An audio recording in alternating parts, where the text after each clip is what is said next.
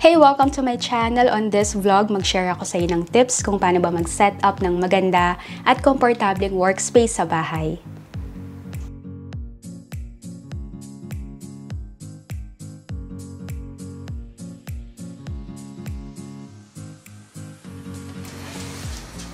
So, unang tip ko, kailangan piliin mo yung spot na komportable ka. So, hindi naman mainit, yung liwanag ng araw, hindi masyadong masakit sa mata. Tapos, importante, i-check mo na hindi dinig yung mga ingay sa kapitbahay. Halimbawa, yung mga manok, yung aso. Dito ko napili sa tabi ng bintana. Kapag nasa bintana ka, pwede kang dumungaw kahit saglit. Kung parehas tayo na bintanang area, yung napiling pagtrabahuhan, syempre kailangan mo ng cortina para meron ka pa ding privacy. Tapos, ma-filter din yung liwanag. Cortina, 85 pesos kada isa. So, dalawa yung binili ko. Yung aircon kasi nandito. So, ito, gugupitin ko na lang. Tapos, nilagyan ko din ng pailaw para mas artsy. Ayan yung itsura niya.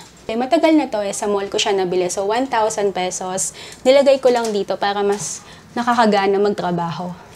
So, ito na yung itsura ng cortina pagkatapos gupitin. So, yung laylayan, hindi na siya nakaharang sa aircon. Tapos, itong aircon, yung cordon, nakakalat kasi sa lapag. So, naisip kong gumamit ng double-sided hook. So, dinikit ko lang sa dingding para mas maayos yung cord. So, ito na yung itsura.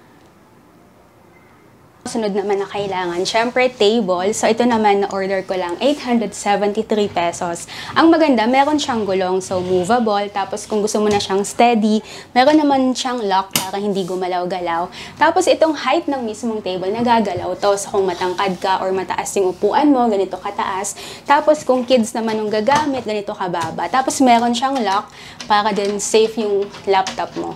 Itong lamesa, mukhang okay naman siya. Yun nga lang, laminated lang siya. So, ingatan lang huwag masyadong dantayan. Mukhang waterproof naman yung material. Yun nga lang, hindi masyadong match yung theme sa kwarto. Kaya ang gagawin ko, meron akong contact paper dito na nabili ko ng 88 pesos.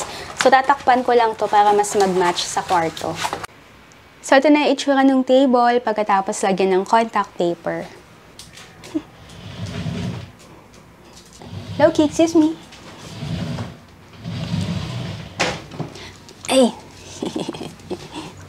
Kung hanggang gabi yung gagawin mo, syempre kailangan mo ng lampshade. Yun nga lang, dahil maliit lang talaga tong table, ang naisip kong gawin, yung lamp na sa floor mo siya ipapatong. So ito, nabili ko lang 1,600. Kapag dumating to, naka-box, so ikaw yung mag-a-assemble. Madali lang naman siya, sundin mo lang yung instructions. So ito na yung itsura niya. So pwedeng ilagay mo sa gilid. Ayan. So meron ka ng liwanag kahit hanggang gabi mong kailangan magtrabaho. Siyempre, yung upuan, tingin ko nga ito yung pinaka-importanting kailangan mong pag-investan kapag work from home or online classes. Kasi siyempre, matagal kang nakaupo, so nakakangawit, masakit sa likod. Yung mga regular na upuan sa sala or kusina, okay lang naman. Pero, na-realize ko, kailangan mo talaga yung meron kang rest para sa kamay, para hindi ka nangangawit. So ito, sakto, meron naman akong extra dito na couch. Kaya naman naisip ko, ito na lang yung gamitin para hindi siya nakakangawit sa likod. Tapos, meron din siyang rest para sa kamay. Okay naman na sana to, kaya lang, yung kulay kasi niya, hindi din match dito sa kwarto. Kaya naman naisip kong bumili ng seat cover. Ito maganda kahit na hindi pang work from home or online class. Kapag yung couch mo sa bahay, feeling mo hindi okay or nag-iba ka na ng pintura, hindi na siya match. Ito, 759 pesos. Medyo mahal, pero mas mura pa din kaysa bibili ka ng bagong couch or magpapa-upholster ka ng upuan mo. So, ito lalagay mo lang siya. Excuse me, Loki. Ito ka muna. So, isa lang siyang malaking tela, tapos may garter, tapos wala siyang instruction, kaya i-figure out mo kung paano siya ilagay. Stretchable naman siya, tapos may garter. So, medyo maluwag to, kaya ipit-ipitin mo na lang. Pag mayroong extra na tela, ayan, tago mo na lang. So, ito na yung itsura ng couch. Yeah.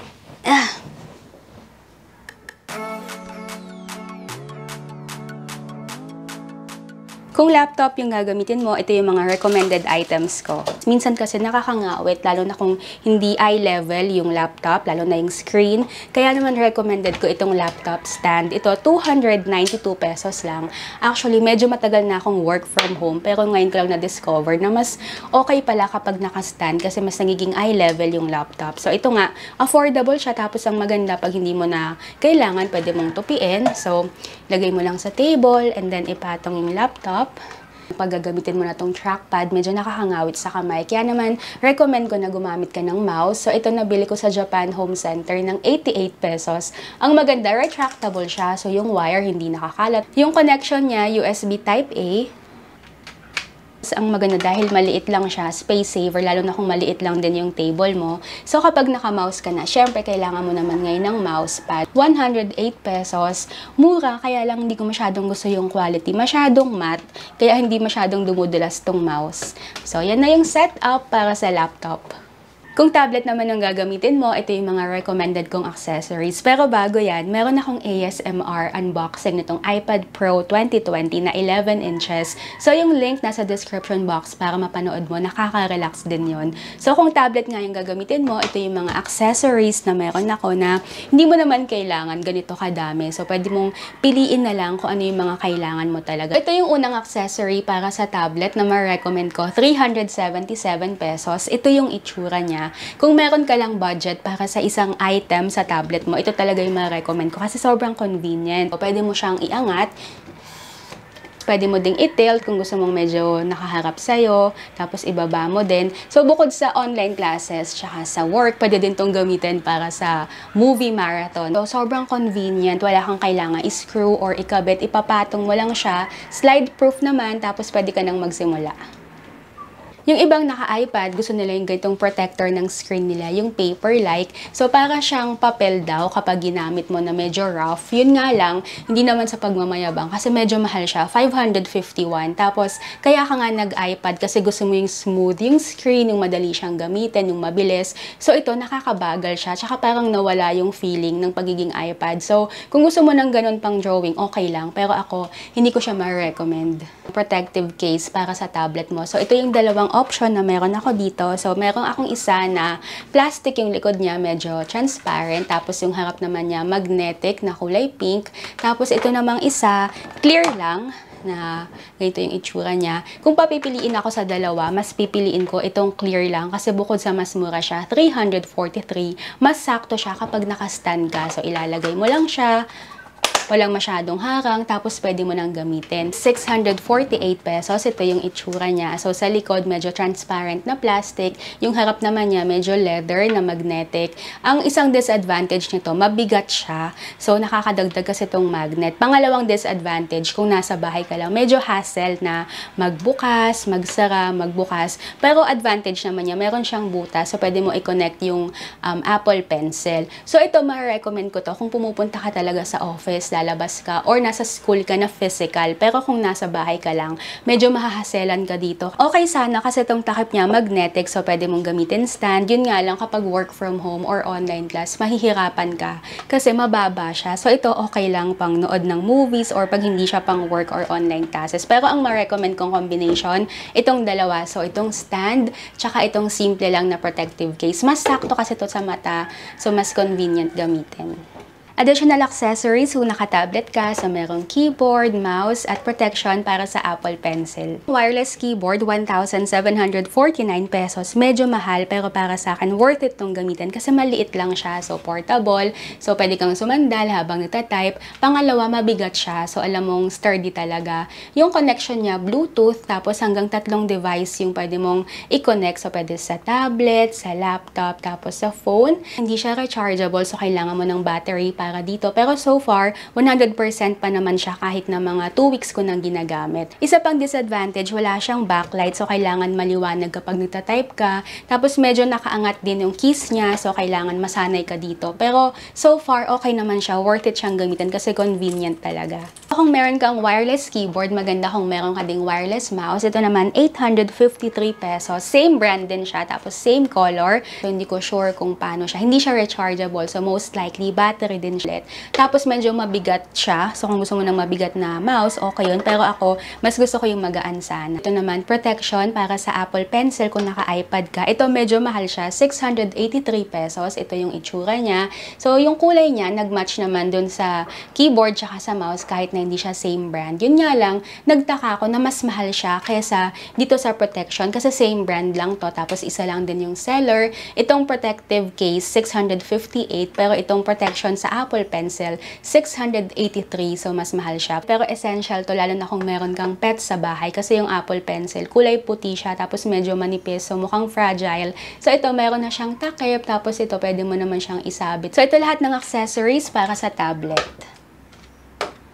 At ang huling device naman, syempre yung phone. Ito halos lahat ito siguro yung ginagamit. So ito naman yung mga recommended kong essentials. So una, itong phone stand pa din na ginamit ko sa tablet. Ito, convenient talaga. Sobrang favorite ko siya. Worth it siyang bilhin. Bumili ako ng phone case na 145 pesos. Kapag yung cellphone mo kasi hindi siya iPhone or Samsung, makaka-relate ka na ang hirap humanap, lalo na kapag sa mga local na tindahan lang sa Pilipinas. So ito, from China pa siya. So meron na siyang kasama na pop socket. Yun nga lang, kapag ang gagamitin mong phone case, yung meron siyang pop socket, mahihirapan ka kapag itong phone stand yung gagamitin mo kasi hindi talaga siya tatayo. So, kailangan yung flat lang sa likod, so wala siyang masyadong nakadikit. So, itong mga phone case galing sa Just In Case PH on Instagram. So, ito yung mga design.